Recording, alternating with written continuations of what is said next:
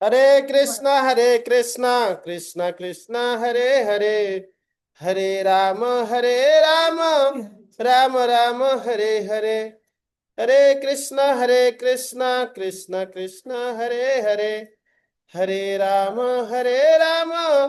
राम राम हरे हरे, हरे कृष्णा कृष्णा कृष्णा हरे हरे, हरे राम राम राम हरे हरे।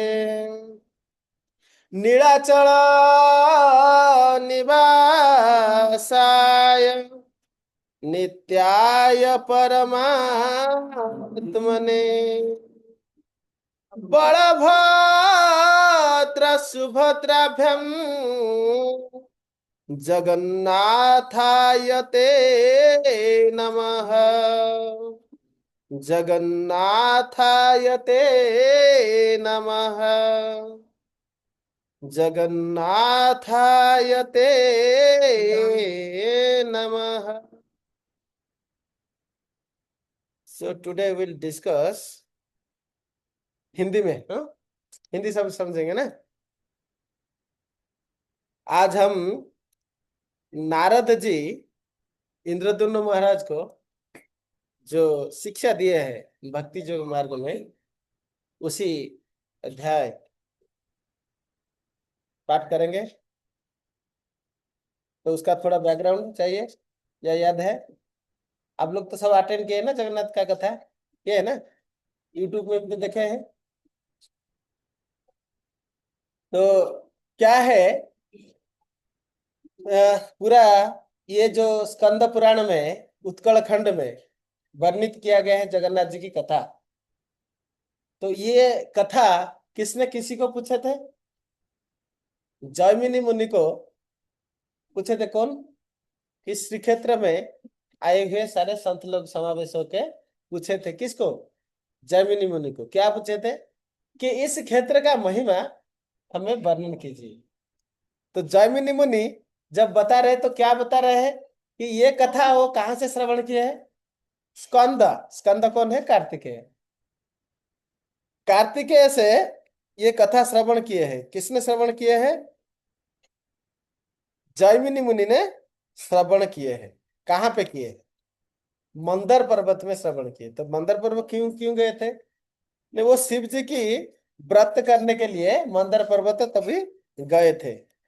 जब मंदर पर्वत में वो निवास कर रहे थे, उसी समय सारे देवलोक की देवता गण जो प्रत्येक दिन श्री क्षेत्रपुरी धाम आते हैं भगवान के दर्शन करने के लिए, ये महिमा के बारे में शिव जी को पूछे।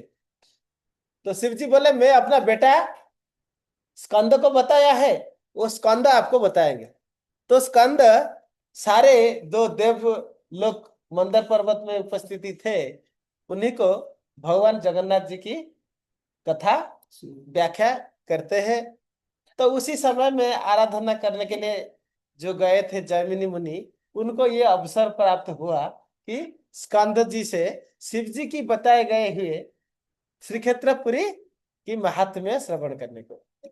तो वो जैसे श्रवण किए थे उसी प्रकार ये अनेक जो ऋषियों प्रश्न किए थे उन्हीं के प्रश्नों का उत्तर दिए हैं। ये उत्कल खंड कहते हैं उसको। उसी क्या बोलते हैं, नीलाचल महात्म्य, नीलाद्रि। ये है श्री पुरुषोत्तम क्षेत्र महात्म्य। तो ये जो स्कंद पुराण किसने रचना की है? महर्षि वेद व्यास। ये वेद व्यास कौन है? कृष्ण द्वैपायन व्यास देव। तो ये जो स्कंद पुराण की कथा है, इस स्कंद पुराण में जथाजथ, जथाजथ मतलब जो सत्य है, जैसे है, जैसे सत्य है, क्योंकि ये वाणी कोई और नहीं बोल रहे हैं, साक्षात शिव जी बोल रहे हैं। तो उसका जो श्री क्षेत्र की महिमा है, तो कहीं इधर उधर थोड़ा सा स्टोरी बदल देते हैं, ड्रामेटिक कर देते हैं। वो तो बदलने की भावना में नहीं करते हैं, थोड़ा ड्रामेटिक कर देते हैं लोगों को समझने के लिए, कुछ कुछ तो बदल जाता है। इसलिए ओरिजिनल स्कंद पुराण में आपको आज इट इज मिलेगा। लेकिन आदित्य समझते हैं ना, जथाजथ जैसे हुआ है, जैसे शिव जी बताए हैं। लेकिन ऐसा नहीं कि दूसरा चीज गलत है। मतलब आप किसी को गलत नहीं बोलना चाहिए। हो सकता है वो इसी कल्प में कोई और देखा है, हमने नहीं देखा है, या स्कंद पुराण में जब कोई व्याख्या करते हैं तो जरूरी नहीं कि वो सब चीज बताए, कुछ कुछ चीज मिस कर जाते होंगे। जैसे स्कंद पुराण में ललिता के बारे में लिखा नहीं गया है, विद्यापति ललिता। विद्यापति के बारे में लिखा है, लेकिन ललिता के जो विवाह प्रसंग नहीं लिखा गया है।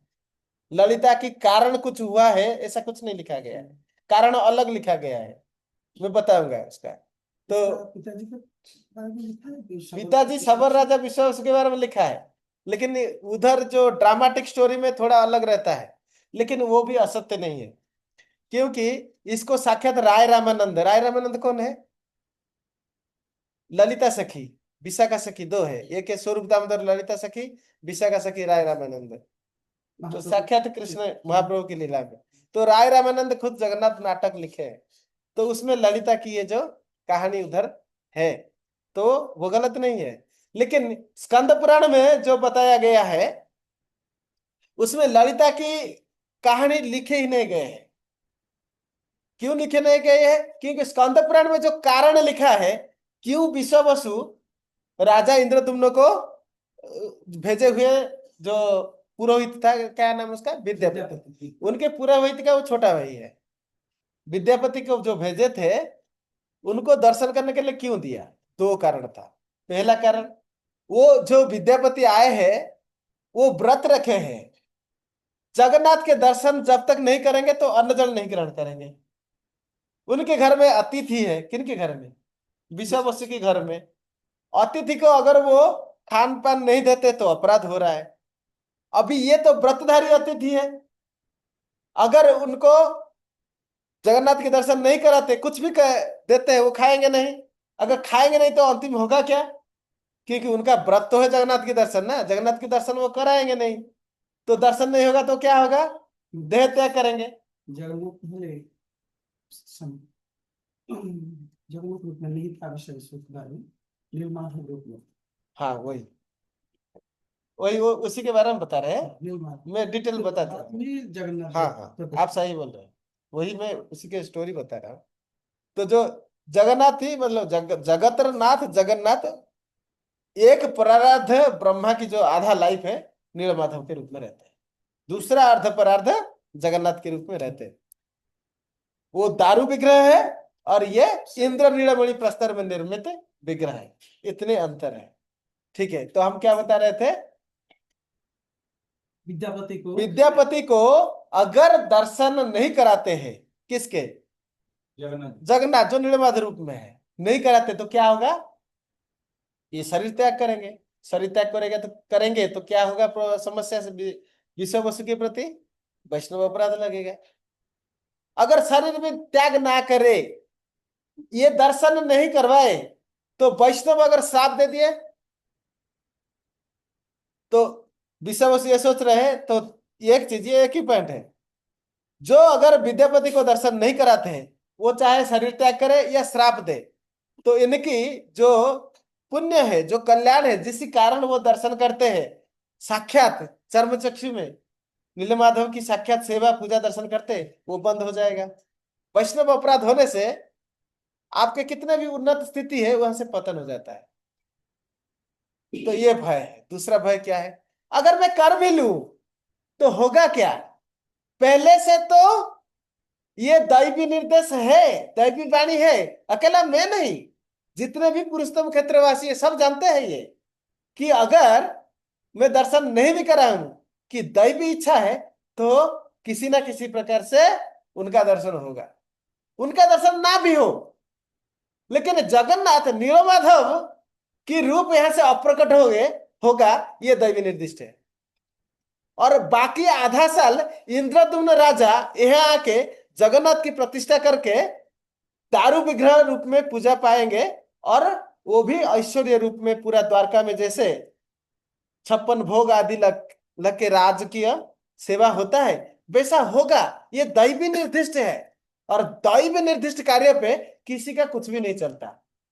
आप बुद्धि प्रयोग कर सकते हैं, आप प्लानिंग कर सकते हैं, आप कुछ करेंगे, लेकिन आप कुछ करने से भी अंतिम में वो ही होगा जो दैवी निर्दिष्ट है। जैसे अर्जुन बोल रहा है कि मैं विषादग्रस्त हूं, मैं युद्ध नहीं करूंगा, अपने संबंधी को नहीं मारूंगा। 6 कारण बताया था ना, कि वंश परंपरा नष्ट हो जाएगा, और मुझे क्या प्राप्त होगा, मुझे शांति नहीं प्राप्त होगा। मुझे तो तपस्या में ज्यादा शांति प्राप्त होता है, क्योंकि वो वैरागी है, धनंजय है, गुड़ाकेश है, निद्रा को दमन करने वाले महातपस्वी है। हाँ, तो मुझे तो इसमें ज्यादा शांति नहीं, मुझे तपस्या में ज्यादा शांति है, तब मैं क्यों ये घोर कर्म करके क्या सुख लाभ करूंगा। तो मुझे क्या चाहिए, मुझे चाहिए जे ये सब इनको वध नहीं करनी है, क्योंकि ये अधर्म होगा। क्योंकि धर्म की व्याख्या तब तक कृष्ण से वो श्रवण किए नहीं थे, समझ रहे ना। तब भगवान बोले तुम मारो या ना मारो, विमृश से हमी धर्म में तत् जत श्रेयम तत्कुरु, ने जदिच्छसी जद इच्छसी तथा कुरु। मैंने तुम्हें क्या करना चाहिए नहीं करना चाहिए बता दिया। कब बोल रहे, 18 अध्याय 55 श्लोक में। तभी जाके अंत में बोल रहे मैं तुम्हें व्याख्या करके बता दिया क्या करना चाहिए करने के, पूर्व में जथेच्छस। जथेच्छसी तथा कुरु। अगर मेरे बात ना मानकर तुम अपने मन के हिसाब से कुछ करे, तो उसके लिए दंड भी जो प्राप्त होना है भोगोगे। समझ रहे ना। तो इसलिए हमारे हाथ में एक पसंद रहता है, चॉइस। हम भगवान की किए गए जो विधान है उसके साथ चले या उसके विरुद्ध। आप साथ चलेंगे, होना जो था वही होगा, विरुद्ध में चलेंगे तब भी होना जो था वही होगा। तो जब साथ चलेंगे आपको कल्याण प्राप्त होगा, जब विरुद्ध चलेंगे आप पाप और दंड की भोगी होंगे। ये तत्व विश्वामित्र जानते हैं। इसी कारण दैवी निर्दिष्ट कर्तव्य जो है उसका विरुद्धाचरण नहीं किए, लेकिन अपना जो कष्ट है, क्या कष्ट है कि भगवान प्रकट हो जाएंगे, वो सेवा नहीं कर पाएंगे, दर्शन नहीं कर पाएंगे। ये जो कष्ट है, ये जो विरह वेदना है, उन्होंने सहे, उन्होंने सहे, और इंद्रदुम्न महाराज को दर्शन कराने दिए। लेकिन जगन्नाथ नाटक और बाकी जो लोकल स्टोरी में डिटेल, ये ललिता को स्नान कर रहे थे, उनको उद्धार करने गए, स्पर्श हुआ तो शादी का लिए फोर्स किया गया, फिर शादी हुआ, शादी में वो संतुष्ट। दोनों है बोलने से।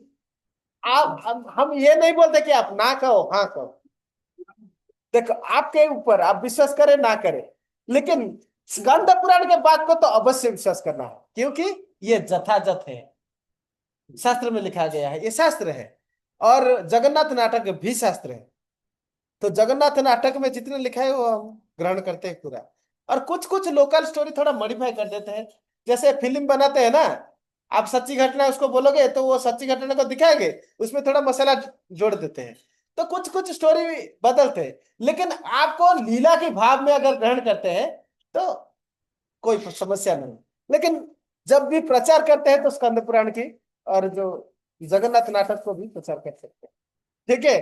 तो हम क्या व्याख्या करने जा रहे थे कि क्यों इंद्रद्युम्न महाराज जब ये दर्शन किए, किसका दर्शन तो नहीं, जब विद्यापति वापस आया कहां से, श्री क्षेत्रपुरी धाम से आके, जब राजा इंद्रद्युम्न को बता रहे हैं कि ये क्षेत्र का महिमा कैसा है, और वो ऐसा ही सेम टू सेम बोल रहे हैं जैसे उनको वो जटाधारी संत आके बताए थे। जटाधारी संत कौन है, जटाधारी संत है जिस समय इंद्रद्युम्न महाराज अपने सभा में प्रश्न कर रहे थे कि जो ऐसे क्षेत्र जानते हैं और कोई तीर्थकारी भ्रमण किए हैं जहां पे साक्षात मुक्ति प्राप्त हो, जहां पर साक्षात वैकुंठ अधिपति विष्णु की साक्षात दर्शन हो, उस क्षेत्र के बारे में मुझे बताइए।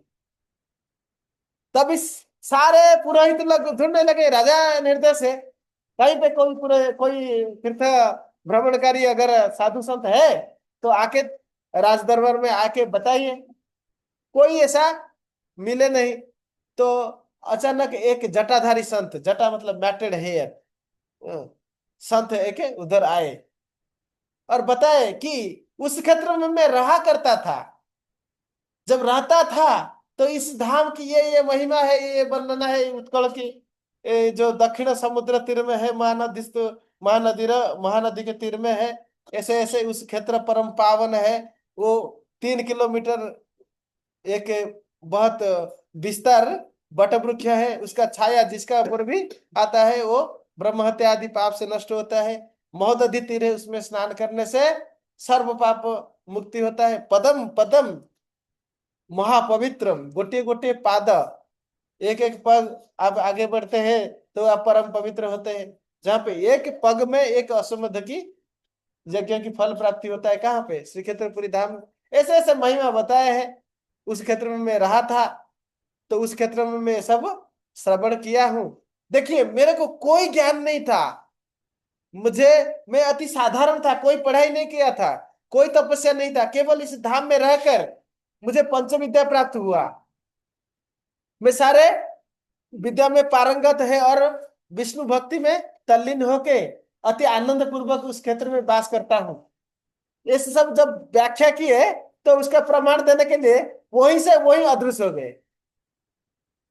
चल के आए लेकिन चल के वापस नहीं गए, वहां से अदृश्य हो गए।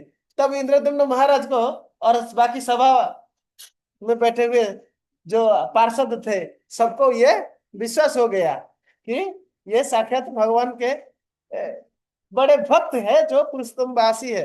इसलिए वो इतने महिमा नृत्य है उनका, कहे गए सारे वाक्य सत्य है। और वो जैसे बताए थे विद्यापति ऐसे ही देख के आए। वो डिटेल बताते हैं कैसे नीलाचल में कौन सा उपवन है, शंख क्षेत्र कैसा है, कहाँ पे लोकनाथ मंदिर है, कहाँ पे शंख क्षेत्र के जो अग्रभाग है वहां पे लोकनाथ मंदिर है, जो मस्तक भाग है शंख का ऊपर ऊपरी भाग है उधर क्या है, ऊपरी भाग में, ऊपर भाग में, पूरा ऊपर भाग में ये है जो इंद्रद्युम्न सरोवर है।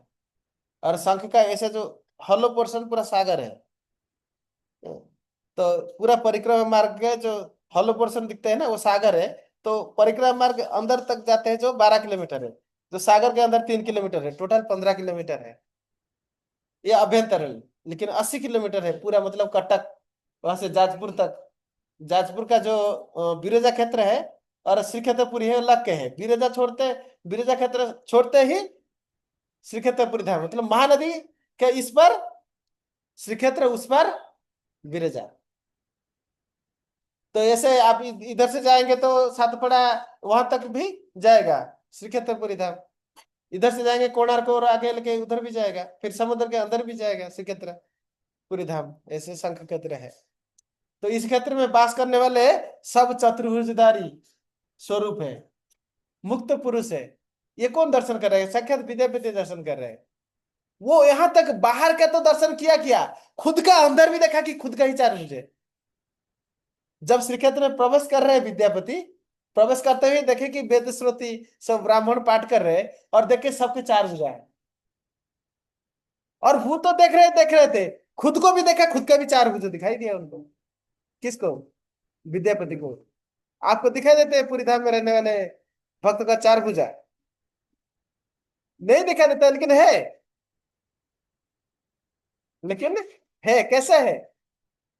जो माम पश्यति सर्वत्र सर्वम च मयि पश्यति तस्याहम न प्रणश्यामि स च मे न प्रणश्यति। जो देखे देखे न देखे तारा मूर्ति सर्वत्र है तारा इष्ट दैव स्मृति। प्रेमांजन चरित भक्ति विलोचने न संत सदैव हृदय विलोकयंती। ये आंख से तो आपको नहीं दिखेगा, दिखेगा हृदय की चक्षु में। हृदय में प्रेम रहता है। तो हृदय का जो चक्षु है उस चक्षु का कैसे जत्न लेना चाहिए? प्रेम रूपक अंजन लगाना चाहिए। खासकर माता जी लोग अपना आंख को अच्छा रखने के लिए क्या करते हैं? कैसे आपका आंख को अच्छा रखते हैं आप? काजल लगाते हैं ना, काजल लगाते हैं, उसे आप आंख अच्छा रहता है ना, परिष्कार रहता है। तो उसी प्रकार आपका हृदय चक्षु जिसमें आपको भगवान को दर्शन करना है, उसको प्रतिदिन काजल लगानी पड़ेगी। क्या काजल लगाएंगे आपका हृदय की चक्षु में? है प्रेम रूपक काजल। तो प्रेम है क्या? जिसको प्रेम प्राप्त होता है तो उसका स्वभाव क्या है? उसी के बारे में आज स्टडी करें। वही प्रेम, क्या प्रेम भक्ति है, उसी के बारे में नारद मुनि बताते हैं। इतने बैकग्राउंड आपको बताया। अभी हम टॉपिक पे चलते हैं। तो इंद्रद्युम्न पूछ रहे हैं कि अभी मेरे जीवन अत्यंत सफल हुआ कि मैं नीलाचल धाम में जो प्रतिष्ठित है। चश्मा लाया है क्या? लाइट और है क्या इधर? है। लगा दीजिए और लाइट में।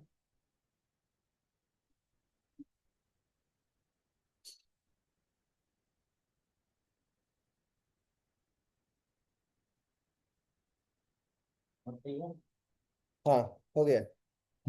अब तीर्णो नरम द्रष्टु तिष्ठतम बदराश्रमे तद्ध्यानावसर ज्ञातो व्यवसायस्तवेदृश। नारद मुनि बोल रहे हैं कि मैं बद्री के आश्रम में श्री नारायण को दर्शन के लिए जा रहा था।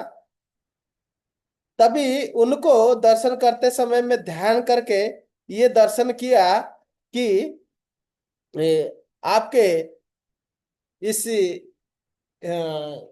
विद्यापति जो श्री क्षेत्रपुरी धाम जाके जगन्नाथ जी की दर्शन करके आए हुए हैं, और आपको वो वर्णन कर रहे हैं। ये मैं ध्यान में दर्शन किए। कौन बोल रहे हैं? नारद मुनि बोल रहे हैं। तो इसी कारण मैं आपको दर्शन देने आया हूँ। साधु व्यवसितम राजन जते अद्भुत बुद्धिदृषि सहस्र जन्म सोभ्यास्याद भक्तिर्भवति भूपते नीलाचल गुहावासे माधवम जगतां धवे पीतामहो महाभागो जमाराध्य जगतपतिम विनिर्ममो सृष्टिमिमं लेभे पितामहं पदम तदन्वय प्रसूतो अपि जुक्ता ते मतिरुदृषि।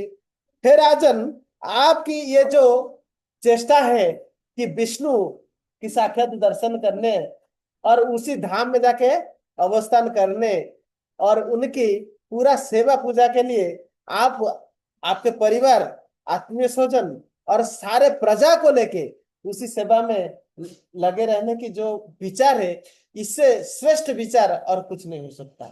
इसी श्रेष्ठ कार्य में आपके साथ योगदान देने में आया हूं। सहस्र जन्म अभ्यास करने से भी इस नीलाचल गुहा में वास करने पर जो माधव वास करते हैं, इनकी प्रति भक्ति जन्म लेना संभव नहीं है। तो आपके हृदय में ऐसे जो भक्ति जन्म हुआ है, जो आग्रह है, यह अति उत्तम है। मेरे पिताजी महाभाग ब्रह्मा जी जिनकी आराधना करके इस सारे ब्रह्मांड की रचना की है और ब्रह्मांड की प्रभुत्व लाभ किए हैं, उसी पितामह की वंश में आप उत्पन्न है। शायद उसी मेरी जो पिता ब्रह्मदेव की कृपा प्राप्त किए हैं, उसी कारण आपके अंदर ये विष्णु भक्ति जागृत हुआ है। चतुर्वर्ग फला भक्तिर विष्णु ना अल्पतः फलम अनाद्य विद्या सुदृढ़ पंच क्लेश विवर्धिनी। यहाँ पे बहुत उत्तम व्याख्या दे रहे हैं नारद मुनि। क्या बोल रहे हैं कि चतुर्वर्ग फला भक्तिर विष्णु, भगवान विष्णु के प्रति अगर किसी में भक्ति जन्म ले लिया है, ये तो निश्चित है उसको कि चार वर्ग प्राप्त हो जाता है। चार वर्ग क्या है? धर्म, अर्थ, काम, मोक्ष। तो मोक्ष कोई बड़ी चीज नहीं है। कौन बोल रहे? नारद मुनि बोल रहे कि ये चार चीज प्राप्त करना कोई बड़ी बात नहीं है। क्या है? जन्म, क्या बोल रहे थे? धर्म, अर्थ, काम, मोक्ष। परंतु ये अल्प तपस्या की लाभ नहीं है। ये मत सोचो कि स्वल्प तपस्या करने वाले व्यक्ति ये फल प्राप्त कर लेंगे। तो कौन सा फल? विष्णु भक्ति प्राप्त करना। तो चतुर्वर्ग किसी और तरीके से प्राप्त होता है क्या? हो सकता है। देव पूजा से भुक्ति प्राप्त होता है, ब्रह्म ज्ञान अध्ययन से मुक्ति प्राप्त होता है। भाई करोड़ों साल लग जाता है ब्रह्म अध्ययन, ब्रह्म चिंतन में, लेकिन विष्णु भक्ति प्राप्त करते हुए ही मोक्ष प्राप्त होता है। लेकिन उसको मोक्ष चाहिए नहीं होता। इसलिए जो है कृष्ण पर विकल्प से शामिल अभ्यास करते हैं। क्लेशो अधिकतरम, अर्थात इसको अनेक जन्म की प्रयास करना पड़ेगा, बहुत कष्ट है। और अव्यक्त ही गतिर दुखम, हाँ, तो ये पथ बहुत कष्ट है, अनेक कष्ट जंजाल उठाना पड़ेगा, तपस्या करना पड़ेगा। तो सुखम क्या बोलते हैं, अजोगत, इसको भगवान से युक्त ना होने के कारण सुख प्राप्त नहीं होता है, तो तपस्या पर कष्टमय जीवन धारण करना पड़ता है। तो जो भी हो, ये जो अल्प भक्ति से ये फल प्राप्त नहीं होता है। आप सोचेंगे मैं थोड़ा कभी कभी आके भगवान के मंदिर चला जाऊंगा, कभी मंत्र जप करूंगा, कभी भोग करूंगा, तो अल्प भक्ति में होगा, फिर आप तो जैसे पुरुषार्थ हो, वो नहीं। विष्णु भक्ति थोड़ा सा भी गार्जन करेगा कोई, तो उसमें भी थोड़ा लाभ, उसमें भी लाभ होगा। आप जैसे भी जो भी कर्म करेगा विष्णु भक्ति कर्म, उसमें भी फल है, वो नष्ट नहीं होगा, वो ऐसे नहीं जाते। अनादि अविद्या सुदृढ़ पंचक्लेश विवर्धिनी, आपका जो अनादि कारण से अविद्या रहते हैं, जो आपको पंच क्लेश प्रदान कर रहे हैं। 5 प्रकार का क्लेश क्या है, बता सकते हैं? पंच क्लेश क्या है?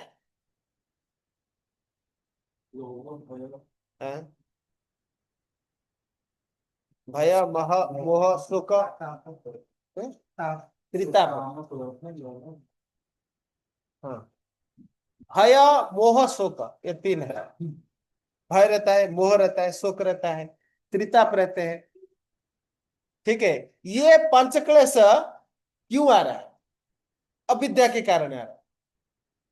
तो जब तक अविद्या नष्ट नहीं होता है, तब तक पंचक्लेश नहीं जाएगा। तो अविद्या कैसे नष्ट होता है? विद्या से। तो विद्या क्या ज्ञान से प्राप्त नहीं होता है?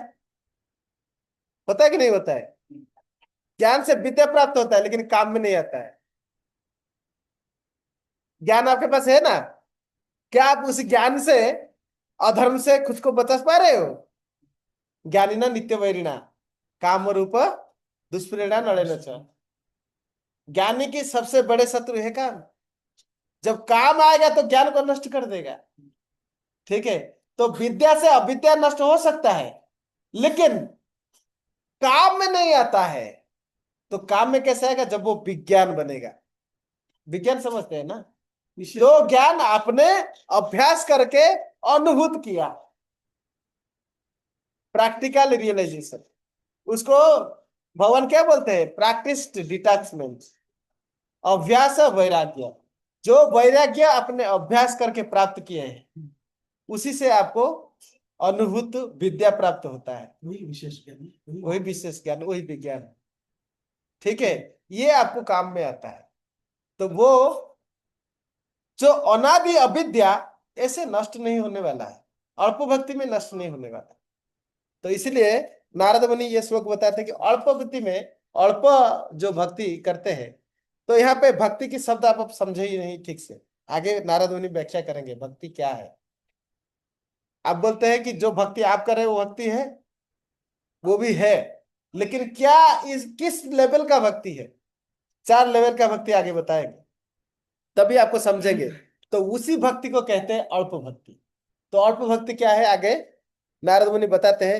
एक विष्णुर्भक्ति तदुच्छेदाय जायते भवारण्य प्रतिपदम दुख संकट संकुले नराणाम भ्रमताम विष्णुर्भक्तिरेका सुखप्रदा निरालंबे द्वंद्वात प्रोद्यतम मिति सुदुस्तरे निमग्नानां भवाम्बुधौ विष्णुर्भक्ति स्तरी स्मृता आश्रितो एकम भगवतीम विष्णु भक्तिम तो मातरम।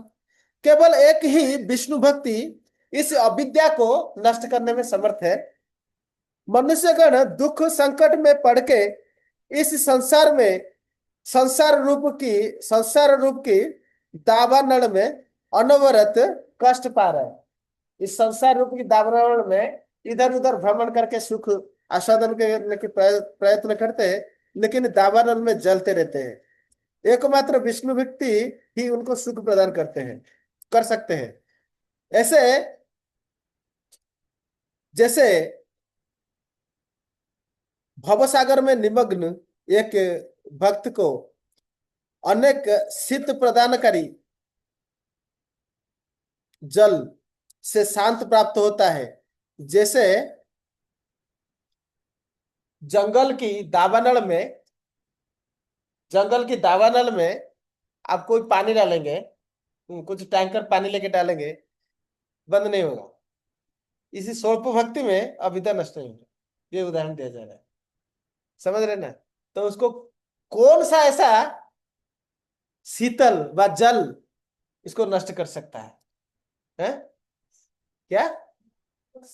बारिश। त्राणाय कारुण्य घना घनतम। घना घन देखा है ना, घन बादल आता है, काला बादल, घन घन बारिश करता है, पूरा मोटा, मोटा सा मूसलधारा कहते हैं उसको। मूसलधारा सुने हैं ना, उड़िया में सुने होंगे, बगल में बंगाली में। मूसलधारा बहुत मोटा, मूसल मतलब जो हल करते हैं ना उसका, मुकुट जैसे, हाँ वो मुकुट उतना जैसे, मोटा रहता है, उसको मूसल कहते हैं। उसको जो गधा जैसे, मुकुट हाँ जैसे। हाँ, तो उतनी मोटा सा बारिश जब होता है, जब वैसा बारिश होता है तब दावानल नष्ट होता है।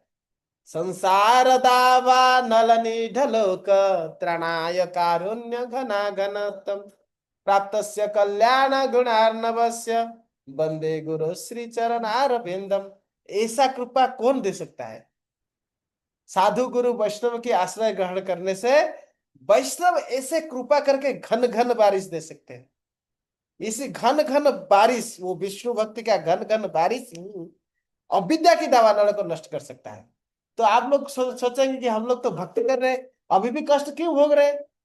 क्योंकि ये अविद्या नष्ट नहीं हुआ है। आपका भक्ति की फल आपको प्राप्त होता है, इसका नहीं कि ये भक्ति की फल आपको प्राप्त नहीं हुआ है। जैसे आप अभी काम कर रहे हैं, कंपनी में काम कर रहे हैं ना, क्या जिस दिन काम करते हैं उस दिन सैलरी मिलता है? सैलरी कब मिलता है? तो महीना खत्म होने के बाद सैलरी मिलता है ना। तो ये लाइफ में जो भी काम करेंगे, हो सकता है नेक्स्ट लाइफ में उसका रिजल्ट आपको प्राप्त हो सकता है इस लाइफ में भी प्राप्त हो। लेकिन आप ये अपेक्षा नहीं करेंगे अभी क्या, अभी के तुरंत मेरा सारे पाप नष्ट हो जाएगा, मेरा सारा सुख आ जाएगा, जरूरी नहीं है। तो फिर और एक बात, आपने आपका कंपनी में जाके काम किया, आपको पैसा मिला, ठीक है, पैसा में आप कुछ द्रव्य खरीद सकते हैं, लेकिन ऐसे भी कुछ चीज है तो जो पैसे से खरीद नहीं जा सकता है। क्या वो आपका कंपनी आपको दे सकता है? जैसे प्रेस्टीज या कुछ और चीज, सारे चीज क्या धन से खरीदा जा सकता है? नहीं ना। तो क्या कंपनी आपको वो सब दे सकता है जो धन, वो क्या दे सकता है? वो पैसा दे सकता है, राइट? लेकिन कुछ आपको और कुछ चाहिए, जैसे प्रतिष्ठा चाहिए, कि आप कोई चाहेगा मैं सचिन तेंदुलकर जैसा क्रिकेट खेलूंगा, तो कंपनी आपको थोड़े वो क्रिकेटर बना देगा, नहीं तो होना पाएगा ना। उसके लिए आपको अलग मेहनत करना पड़ेगा ना, ठीक है? तो मान लीजिए कोर्ट ने आपको पनिशमेंट दे दिया, तो कंपनी कहा इसने मेरे साथ काम किया है तो उसका पनिशमेंट माफ कर पाएगा क्या? नहीं ना। तो जो कर्म कर रहे हो उसी कर्म का फल आप प्राप्त करोगे। इसका अर्थ नहीं है कि आपका पिछले का जो दंड है वो कट जाएगा, जरूरी नहीं। और क्या है, दंड नहीं कटेगा, और क्या नहीं होगा कि वो फल प्राप्त नहीं होगा, वो सारे फल प्राप्त नहीं होगा जो आप चाहते हैं। जो फल चाहते हैं उसके लिए वो कर्म करना पड़ेगा। जैसे आप विष्णु भक्ति चाहते हैं तो आप ये नहीं बोलेंगे मैं कंपनी जब मैं विष्णु भक्ति प्राप्त कर लूंगा, समझ रहे हैं ना? तो उसको समर्पण करने की जरूरत है, भक्ति करने की जरूरत है। तो ऐसे कहा जा, तो ऐसे अगर हम उसका डिटेल एनालिसिस करेंगे तो कर्म का जो फल एक बात है, दूसरा है दंड का प्रतिकार करना। तो दंड का प्रतिकार करने के लिए तीन लेवल कहते हैं भागवतम में। एक है कर्म प्रायश्चित। तो कर्म कर्म प्रायश्चित आप कर सकते हैं, ये भी एक कर्म है। जितने दंड, जितने बुरा कर्म किए हैं उसके आधार पे प्रायश्चित का निर्णय रहता है शास्त्र में। लेकिन वो भी बेकार है, क्यों? क्योंकि हाथी अगर पानी में जाके खूब सारा स्नान करेगा, फुकर मार मार के, फिर बाहर आते हुए फिर से धूल डालने लगेगा अपने ऊपर। तो ये कर्म का शोभा भी ऐसा है, चाहे आप कितना भी प्रायश्चित कर लो और निकलता है फिर भी वही पाप करोगे। क्यों करोगे पाप? क्योंकि अंदर में वो बीज है, पाप करने वाला जो वृत्ति है वो मिटा नहीं है। आपने प्रायश्चित तो कर लिया, लेकिन पाप करने का जो वृत्ति है, जो बीज है अंदर है, वो फिर से वही कराएगा। तो कर्म प्रायश्चित हुआ ना बेकार। मन्ने गुंजर स्नान से क्या फायदा है? तो उससे बेटर शास्त्र बताते हैं कि ये अजामिल चरित्र में बताते हैं। तो उससे बेटर है क्या, साक्षात विष्णु दूत बताते हैं। तो दूसरा प्रायश्चित है ज्ञान प्रायश्चित, वो बेटर है। ज्ञान से क्या है, सर्वम ज्ञान प्लवनम ब्रुजिनम संतरिष्यसि, आपके सारे पाप नष्ट हो जाएगा। ठीक है, आपके सारे पाप नष्ट हो जाएगा। हाँ वो उचित है, हो जाएगा, ज्ञान से नष्ट होता है। जिस समय ज्ञान है उसी समय नष्ट होता है। शायद वो लंबा भी हो सकता है, आप ज्ञान में स्थिर है, आपका नष्ट नहीं होता, ठीक है। लेकिन जब वो ऐसा बांस है, बांस का बन है, ठीक है, जो पाप क्या है, बांस का बन है, और ज्ञान क्या है, अग्नि है। जब ज्ञान का अग्नि वो बांस का बन में लग जाता है, जला के सब कुछ रख कर देता है, सब कुछ जल गया, पाप जल गया। लेकिन जब बारिश होगा, देखे बांस के बन को, फिर से बांस उगने लगेगा, है ना। तो यह है ज्ञान प्रायश्चित। ज्ञान प्रायश्चित बेटर है, लेकिन ज्ञान प्रायश्चित का इतना सामर्थ्य नहीं है कि अविद्या को नष्ट कर सके। तो अविद्या जब फिर से उसका परिवेश आ जाएगा, वो फिर से उगने लगेगा। तो ज्ञान प्रायश्चित भी असमर्थ है। इसलिए ज्ञानी को करोड़ों जन्म लग जाता है ये अवस्था प्राप्त करने का, जे पूर्ण रूप में अविद्या से मुक्त होकर विष्णु भक्ति प्राप्त करना संभव नहीं है। ज्ञानी जहां पे जरूरत नहीं है वहीं पे ज्ञान की बहुत चर्चा करेगा, जब खुद की जरूरत आ जाता है सीधा फ्लैट हो जाएगा, कुछ काम में नहीं आएगा उसका ज्ञान। समझ रहे हैं ना। तो ज्ञान बेटर है, लेकिन ज्ञान का उतने सामर्थ्य नहीं है कि आपको पूर्ण से पाप मुक्त कर सके। तो तीसरा क्या बारे में बता रहे हैं विष्णु भक्ति, तीसरी बारे में बता रहे हैं, अघम धुनंति कात्रेण निहारम एवं भास्कर केचित् केवलया भक्त्या वासुदेव परायण अघम धुनंति कात्रेण निहारम जथा भास्कर। जैसे भास्कर आते हुए, सूर्य आते हुए ही जो अंधार है, अंधेरा है, वो गायब हो जाते हैं। उसी प्रकार जिसके हृदय में कृष्ण भक्ति आ गया, तुरंत ही ये जो अंधकार है, पाप रूपी अधर्म रूपी जो अंधकार है, जो वृत्ति है अधर्म और पाप करने का, वो नष्ट हो जाता है। वो ये नहीं डिमांड करेगा कि मैं करोड़ों साल से इस घर में अंधेरा बन के रहा हूं। ये घर मान लीजिए करोड़ साल से अंधेरा में है, तो अंधेरा ये नहीं कह सकता कि मैं करोड़ साल से रुका हूं, नहीं जाऊंगा, नहीं कह सकता। क्यों नहीं कह सकता,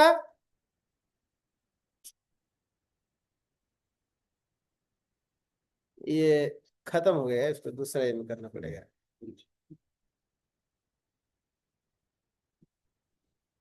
ठीक है, तो इसको रिकॉर्डिंग कर देंगे। मैं थोड़ा यूट्यूब में लाइव कर देता हूँ। जूम वाला फ्री पीरियड खत्म हो गया, 40 मिनट होता है ना।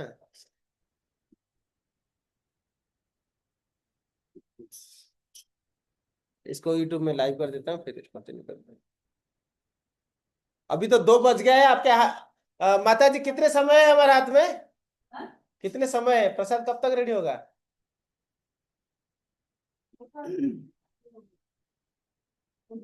कितना टाइम लगेगा बताइए, आधा घंटा, आधा घंटा।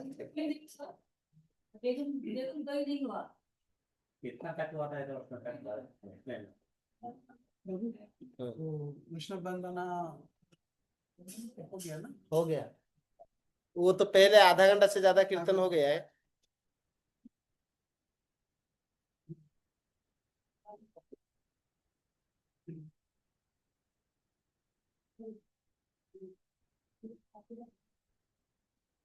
ठीक है, तो हम क्या डिस्कस कर रहे थे कि विष्णु भक्ति,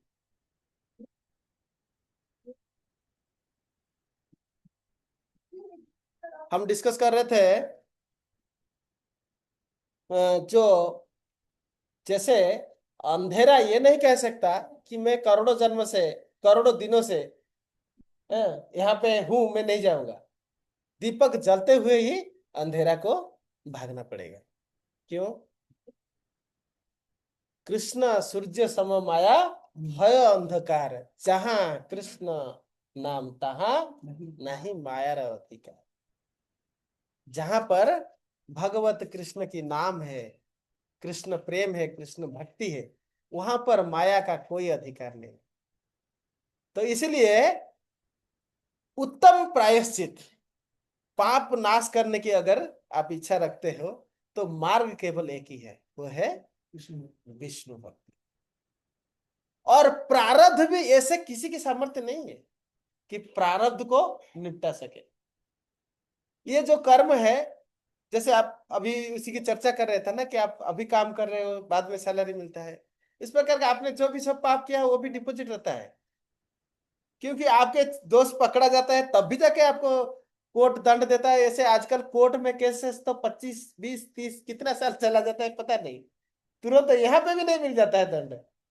दंड मिलने के लिए समय लगता है ना, इधर भी। हम्म? और उधर भी उसी प्रकार का आपका संचित कर्म भी है, कूट, बीज, प्रारब्ध, अप्रारब्ध। तो ये प्रारब्ध कैसा है?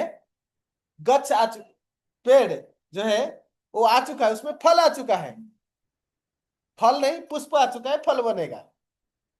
तो आपने जीवन में कितनी धन कमानी है, कितने विद्या कमाने हैं, कितनी आयु कमानी है, ये सब प्रारब्ध है। और क्या क्या करने हैं, जो एक स्केलेटन जैसे समझते हैं ना, स्केलेटन एक ढांचा बन जाता है। इस जीवन में क्या भोगेंगे उसका एक ढांचा बन गया। ये शरीर जो रूप आपको प्राप्त हुआ है, जो बल आपको प्राप्त हुआ है, जो ऐश्वर्य, जो भी आपको कुछ धन प्राप्त हुआ है, जो वंश कुल जो भी प्राप्त हुआ है, वो एक ढांचा है, वही है प्रारब्ध। उसके ऊपर आपके जैसे से कुछ बदलता है।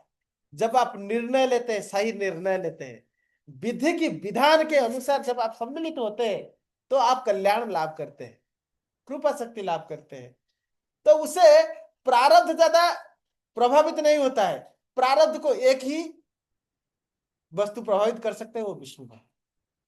जद ब्रह्म साक्षात कृति निष्कयापि बिना समायाति बिना न भोगहि अपैति नाम स्फुरणेन तत्वे प्रारब्ध कर्मोति विरोधि वेद। ये नाम महात्म्य में वर्णित किया गया है, नाम अष्टकम। ब्रह्म धारावत ज्ञानी, जैसे तैल धारा में खंडन नहीं होता है, लग के चलता रहता है, अविच्छिन्न ब्रह्म चिंतन में रहने वाले ज्ञानी भी अपने प्रारब्ध को नष्ट नहीं कर सकता।